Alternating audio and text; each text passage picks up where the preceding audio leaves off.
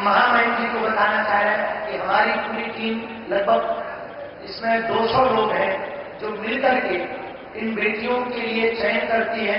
जो वास्तविक पात्र है उसके लिए पूरी समिति ने लगभग 22,000 किलोमीटर कार से यात्रा की। निराश्रित मातृत्वहीन बेटियों को प्राथमिकता दी और अनवरत 6 वर्ष से ये कार्य चल रहा। और इसके पीछे कारण बनाई है जो हमने अपनी बहन के विवाह में दुख भोगा, जो झेला। जिस दिन बहन का विवाह था और हमारी स्थिति विचित्र थी, तो जब हमारे पास उतनी संपन्नता नहीं थी तो यहाँ वहां भटक रहे थे, किसी से उधार मांग रहे थे। जब हमें बहुत कुछ मिल नहीं पाया तो जैसे तैसे करके हमने बहन का विवाह किया। उसी दिन हमने प्रण ठाना था कि आज हमें अपनी बहन के विवाह में इतना निराश होना पड़ रहा, वो बाहर नहीं दे पा रहे हैं, भंडारा विशाल नहीं करवा पा रहे हैं। अगर कल के दिन प्रभु ने हमें सामर्थ्यवान बनाया तो भारत के किसी भी भाई को हमारी तरह नहीं भटकना पड़ेगा। उसके बाद ये प्रण प्रारंभ हुआ, संकल्प प्रारंभ हुआ।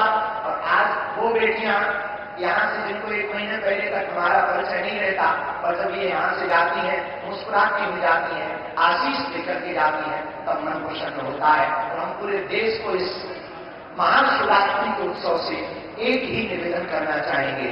भारत के मंदिरों की दान पेटियों को अगर गरीबों की बेटियों के लिए खोल दिया जाएगा तो भारत विश्व गुरु बनते देख नहीं है।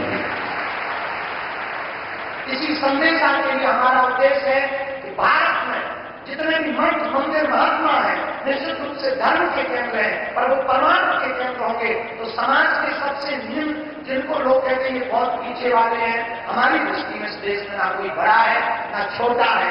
इस देश में सब हिंदुस्तानी है, सब भारतीय है और सबको रहने का अधिकार है। इसी संकल्प को जन जन तक पहुंचाने के लिए हर वर्ष इस उत्सव को करवाया जाता है। आपका आना हुआ, हम सब बुंदेलखंडवासी करोड़ों बार भी आपको धन्यवाद दें, तब भी वह आपका ऋण नहीं हम चुका पाएंगे, क्योंकि इन बेटियों का जिनका कोई नहीं है, ये बेटियां जब घर जाएंगी तो गौरव के साथ कहेंगी कि हम अपने बाप के घर से आए हैं, जहां महामहिम राष्ट्रपति महोदया ने भी हमारे विवाह में आशीर्वाद दिया और बालाजी हमारे पिताजी हैं, ये जीवन भर इस क्षण को भूल नहीं पाए। इसके लिए पूरे महामहिम राष्ट्रपति महोदया को हम बहुत बहुत स्वागत भी कर रहे हैं, धन्यवाद भी बहुत दे रहे हैं। और पूरे देश के लोगों से हम प्रार्थना करना चाह रहे हैं, भैया जिनका कोई ना हो उनका आप सहारा तो बनकर देखो। और हमारी प्रार्थना है, बेटियों को आप बोझ मत मानो। बेटियां भी बेटों से कम है क्या? अगर बेटियां बेटों से कम होती तो भैया हमारी बेटियां बड़े बड़े उच्च शिखर पर ना पहुंचती। तो यहां तक कि भारत में तो यज्ञ नार्यस्तु पूज्यन्ते रमन्ते तत्र देवता, यहाँ देवी रूप में पूजा होती है। हमारे पूरे विश्व के अन्य देशों में नारी को भोग्या माना जाता, एक अपना भारत है जहां पूज्या माना जाता है।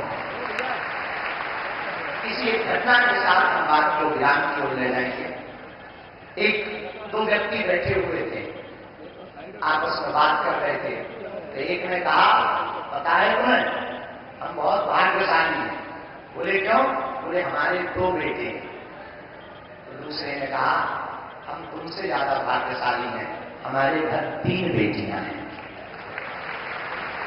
और सामने वाले ने कहा कि नहीं नहीं नहीं, जब मुखाग्नि दी जाती है तब बेटे ही काम आते हैं, बेटियां काम नहीं आती हैं। तब तक एक छोटी सी बच्ची पीछे खड़ी हुई थी उस व्यक्ति की। उसने कहा, अंकल अंकल, बेटियां भिखारियों के घर पैदा नहीं होती हैं, बड़े जिगरे वाले के घर पैदा होती हैं। जिनका बड़ा दिल होता है तो वो बाप कितने बड़े दिल का होगा जो 20 साल तक बेटी को पालता है, पोसता है और बड़े हर्ष के साथ उन बेटियों का कन्यादान कर देता है। हमारा भारत अद्भुत है। इस भारत में बहुत से ऐसे लोग हैं जो निराश्रित हैं, बहुत विचित्र विचित्र परिस्थितियों में जीवन जी रहे हैं। पूरे विश्व के लोगों को और भारत के मंदिरों के आचार्यों को हम हाथ जोड़ करके करबद्ध प्रार्थना करना चाह रहे हैं। इसी संदेशा के लिए यह कार्यक्रम किया जाता है कि हमें प्रत्येक व्यक्ति को ये संकल्पबद्ध होकर के आज जाना है कि मंदिरों की दान पेटियों की राशि को गरीबों की पेटियों में लगाना है।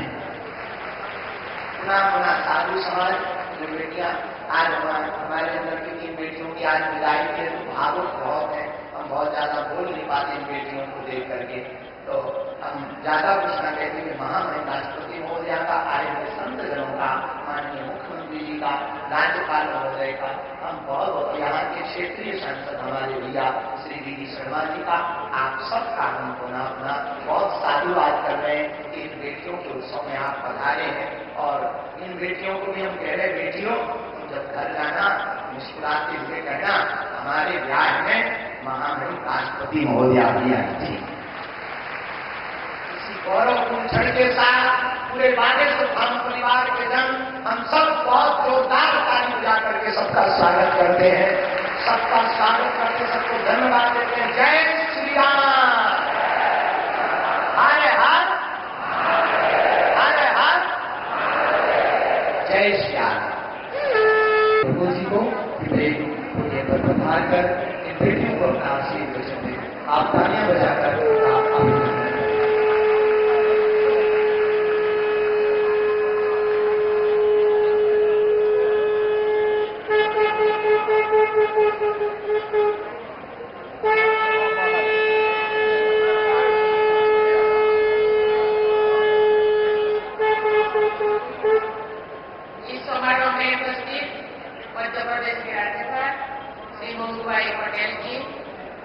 मुख्यमंत्री डॉक्टर मोहन यादव जी,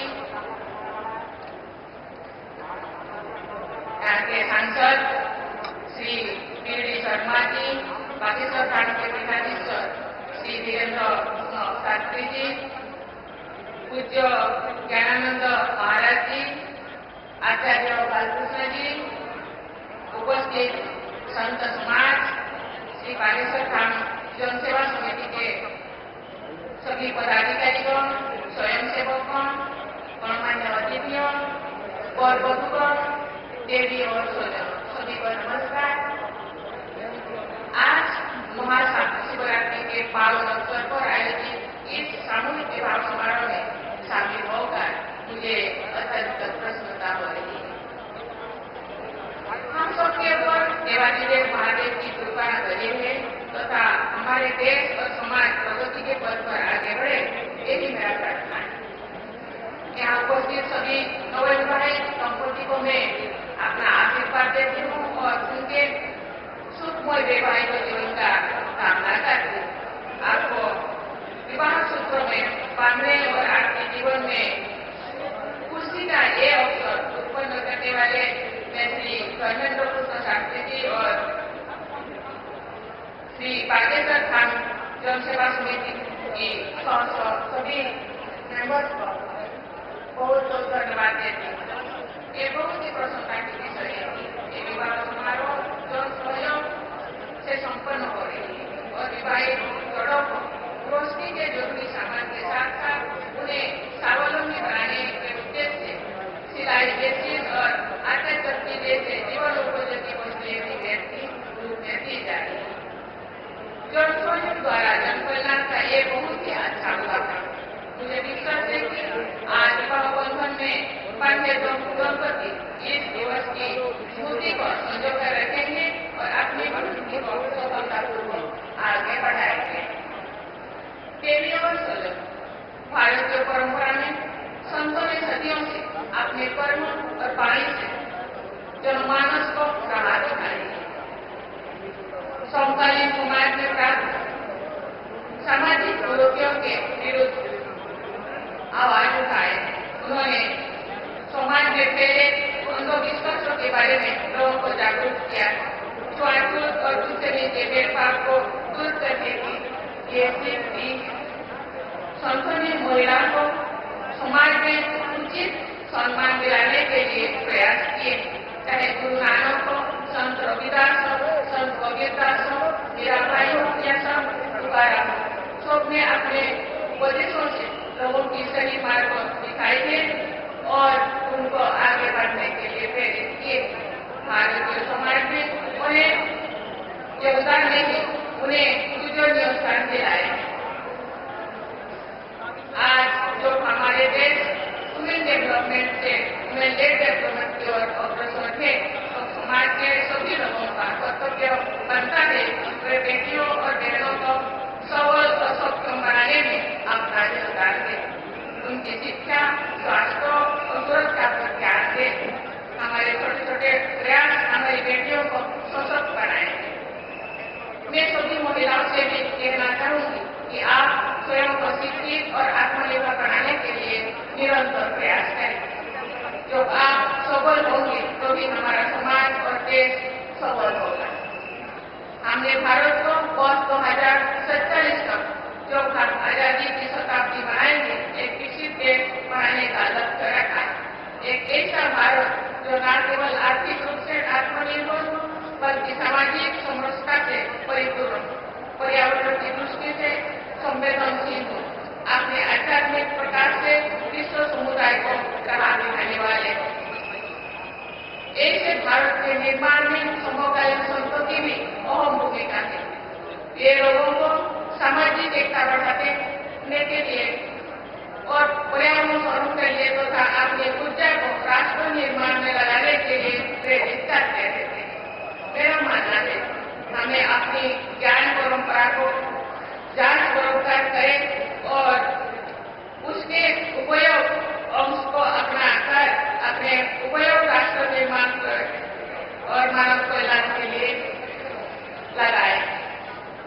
इसी भावना के साथ कार्य करते हुए आगे बढ़ते हुए इसी भावना के साथ मैं सभी नवविवाहित वर वधुओं को उनके स्वर्णिम भविष्य के लिए मंगल कामना करती हूँ तथा सभी को आशीर्वाद देती हूँ कि उनका वैवाहिक जीवन सुखमय हो और सुख रहे, सुखी रहे और आगे बढ़े। इसी के साथ मैं अपने वाणी को विराम देती हूँ। जय हिंद, सभी को धन्यवाद।